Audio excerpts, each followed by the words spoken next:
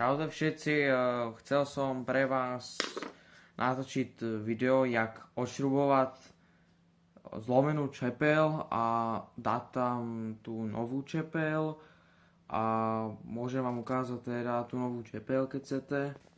Toto je ona, takže chcel som vám dať tú čepel tam, pretože to je už trošku zlomená, je moc obohratá, alebo jak to povedať.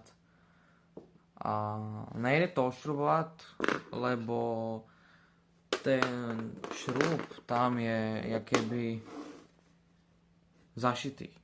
Alebo tak nejak by som vám to vysvetlil. Keby ste to chceli ešte raz nejak odšrubovať, tak by to nešlo. Skúsiť to nejak odšrubovať, lebo by vám to nešlo, by ste si ešte viacej pokazili tú onú hokejku. Takže to je asi odo mňa všetko. Tak a nejde to tam našrubovať, teda odšrubovať.